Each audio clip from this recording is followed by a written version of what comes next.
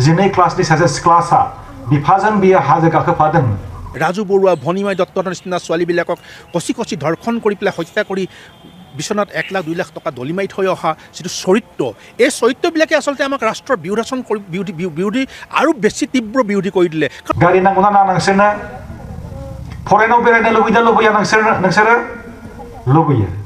মই আলফা আছিলোঁ মোৰ দেউতাটো আলফা নাছিলে মই আলফা আছিলোঁ মোৰ দেউতাটো আলফা নাছিলে আলফাই এনেই বন্দুক লোৱা নাই বহুত नोंसोर मानो जाम्बा जानो जाम्बा जायोब्ला मा जागोन मिथिगौना थाखा फैसा मोननाय नङा मबाइल नांगौना नाङा नोंसोरनो गारि नांगौना नाङा नोंसोरनो फरेनाव बेरायनो लुबैया नोंसोरो लुबैयो मबाइलबो लुबैयो गारिबो लुबैयो फरेनावबो बेरायनो लुबैयो अब्ला मा नांगौ जोंनो फैसा नांगौ फैसाया बबेनिफ्राय फैगोन सोर होगोन साख्रि मावनानै फैसा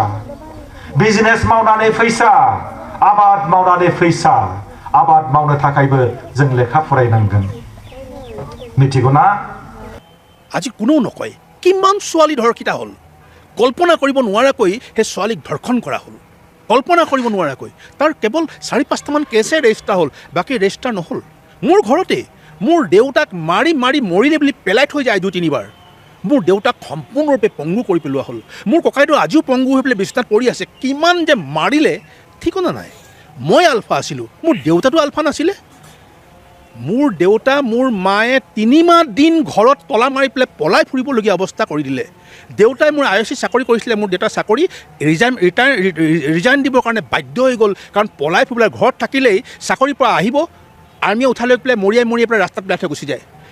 जिनै क्लासनि 12 क्लासनि सासे फरायसा बिथाङा गावनि बिफाजों 7टा हाजो थिखिनि बिथाङा गाखोनानै वर्ल्ड रेकर्ड खालामदों वर्ल्ड रेकर्ड बुहुमनि रेकर्ड सासे सिख्लासा जिनै क्लासनि सासे सिख्लासा बिफाजों बियो हाजो गाखोफादों बे 12 क्लासावनो बिथाङा गोदान मोनसे जारिमिन सुजुदों दा बेखायनो आं बुंदों जों जाय जेरै हागौ एरै अलसिया जानो नाजानाङा बै बाथ्राखौ गोसोआव साननो नाङा जाय जेरै हागौ एरै जोङो फरायनायखौ नागारनाय बेबादि साननो नाङा जाय जेरै हागौ एरै जाम्बा जानाय बेबादि बाथ्राखौ साननाङा दिनै मानसिया जुदि माउन्ट एभारेस्टआव गाखोनो नाजादोंब्ला थैथां नाजादोंब्ला अखाफोराव थांनो थैथां नाजादोंब्ला लैथोआव सानस्रिनो थैथां नाजादोंब्ला जों मानो जाम्बा जानो नोंसोर मानो जाम्बा जानो जाम्बा जायोब्ला मा जागोन मिथिगौना थाखा फैसा मोननाय नङा मबाइल नांगौना नाङा नोंसोरनो गारि नांगौना नाङा नोंसोरनो फरेनाव बेरायनो लुबैया नोंसोरो लुबैयो मबाइलबो लुबैयो गारिबो लुबैयो फरेनावबो बेरायनो लुबैयो अब्ला मा नांगौ जोंनो फैसा नांगौ फैसाया बबेनिफ्राय फैगोन सोर होगोन साख्रि मावनानै फैसा बिजनेस मावनानै फैसा आबाद मावनानै फैसा आबाद मावनो थाखायबो जों लेखा फरायनांगोन मिथिगौना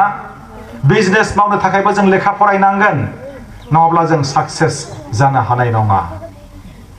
फरायसाफोर बेनिखायनो दानिफ्रायनो जों गावखौ एम्पावार खालामनांगौ जोङो गावखौ जोङो जेसेबां एम्पावार खालामगोन गावखौ जों जेसेबां गोहोगोरा खालामगोन जोङो उथ्रिसार जागोन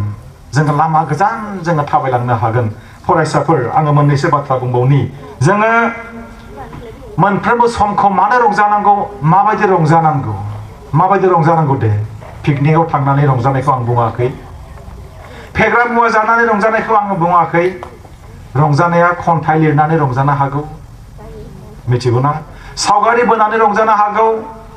बिबार बारियाव थांनानै रंजानो हागौ दिनै बेबादि मोनसे थासारि फैदों जोङो माबायदि रंजानो बेखौ बासिनांगौनि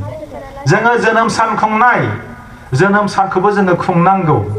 नाथाय जोनोम सान खुंनायनि थांखिया जानांगौ लोंनांगौ बे नङा जोनोम सान खुंनायनि थांखियानो जाहैबाय जोङो गावखौ गाव जोङो थुलुंगा होनाय इसोरखौ जों साबायखर होनाय इसोर नोंथाङा आंखौ जोनोम होदों बेनि थाखाय साबायखर बे जिउखौ लानानै आङो आवगायलांगोन आङो माबा मोनसे जागोन गोसो होथाब जोङो फरायनांगोन जों बयबो अफिसार जानो हायो जोंहा बयहाबो राइट दङ फ्रीडम दङ नाथाय जों ओरैबायदि फरायनांगोन रावबो जोंखौ मिथिया आं लेखा फरायदोंना मा खालामदों आंनि नखरनि मानसियाबो मिथिया आंनि लोगोफ्राबो मिथिया आसरित मोनदों नङा होनबा नखरनि मानसियालाय मिथिलायै बोरै जाखो दङ आं बुंनि सासे सिख्ला क'क्राझारनि थांनाय बोसोराव बिथाङा APSC पास जादों फार्स्ट टाइमाव बिथाङा फेल जादोंमोन फेल जानायनि थाखाय बिथांनि बिफाया रागा जोंदोंमोन दुखु मोनदोंमोन रायदोंमोन नाथाय किरण बेदिया ओरैबायदि कन्ट्रल ओरैबायदि गोसोखौ हमथानानै थादोंमोन बियो मोनसे प्रमिस खालामदोंमोन आङो जेरैखि जाया APSC आनजादखौ पास खालामनानै आफानि मेगननिफ्राय आङो रंजानायनि मोदै गहोगोन आइनि मेगननिफ्राय आङो रंजानायनि मोदै गहोगोन ओरैबायदि सान हर बियो फरायदों बिनि फरायनायखौ बिनि बिफायाबो मिथिया बिनि बिमायाबो मिथिया बिदि फरिखा होफिनगोन बिदि जानजि खाफ्रागासिनो दङ रावबो मिथिया ओरैबायदि फरायदों फरिखानि सिगां बे थैसिगौमोन बेमारजों जाया लोङा फरायदों देहाखौबो जों नायनांगोन नङा होनबा देहाखौबो जों नायनांगोन ओरैबायदि फरायदों बेमाराव बिथाङा भुगिनांदों नाथाय खाफाल मोजां बेमारनिफ्राय बिथाङा हामबाय बिथाङा फरिखा होबाय फरिखा होनायखौबो रावबो मिथिया न'नि मानसिया खिथायाखै बिनि गोसोआव मोनसे सिमां दङ आं सारप्राइज होगोन बिराद गिदिर मोनसे सारप्राइज होगोन होननानै बिथाङा गोसोआव साननानै लादों बिथाङा फरिखा होखांबाय रिजाल्ट जेथिया फैयो रिजाल्टआव दावराव जाबाय किरण बेदिया पास जाबाय बिमा बिफायाथ' आसरित आंनि फिसाजोआ माब्ला फरिखा होनाय बोरै पास जाखो आसरित बे धरननि आरो बे आंनि बुंफ्लानाय राव नङा नोंथांमोनहा इउटुब चेनेलखौ नाय नुनो मोनगोन किरण बेदी मुसाहारि बिथाङा दा अफिसार साख्रि मावगासिनो दङ बेसेबां सेलेब्रेसन खालामदों बेनो सेलेब्रेसन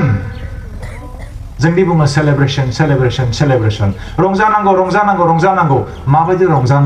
रंजानाया बेसे फेग्रा मुवा जानानै नङा सासे मेथाइ खनगिरिनाव सों रंजानाया माबायदि सासे बिजनेसमेननाव सों रंजानाया माबायदि सासे साक्सेसफुल आबादारिनियाव सों रंजानाया माबायदि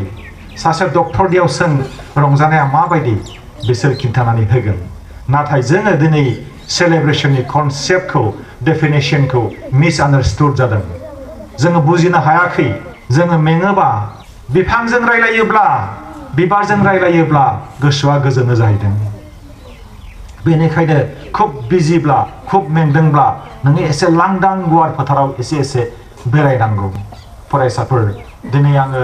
नोंथांमोनजों बेयाव फैदों सावरायनो होननानै माखासे बाथ्राखौ आं शेयार खालामनो जाय बाथ्राखौ बुंदों बे आंनि मखस्थ' नङा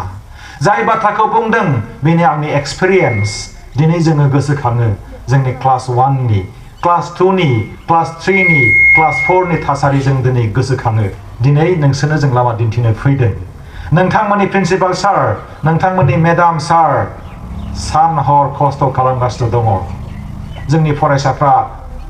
उथ्रिसार जाथों मोजां मानसि जाथों होननानै बिराद खस्थ' खालामगासिनो दङ जोङो लामा गाब्र'योब्ला मा जागोन जाम्बा जागोन जों आवगायलांनो हानाय नङा बेनिखायनो जोङो गाब्र'योबा हारसिंनो सिखारनो थाखाय मा खालामनांगोन गावखौ जोङो गोहोगोराजों खालामनांगोन गावनि आथिं गावनि आखाइ गावनि गोसो मेलेम गासैखौबो जोङो गोहोगोरा खालामनांगोन जेब्ला जोङो गोहोगोरा जागोन मोनफ्रोमबो ममेन्टआव मोनफ्रोमबो थासारियाव जोङो सेलेब्रेट खालामनो हागोन रंजानो जों हागोन फंसे रावा जोंखौ देरहासार खालामनो हायो फंसेल' राव नाथाय बेखौ जोङो गोसो होथाबनांगोन गोजोन्थों खुलुमबाय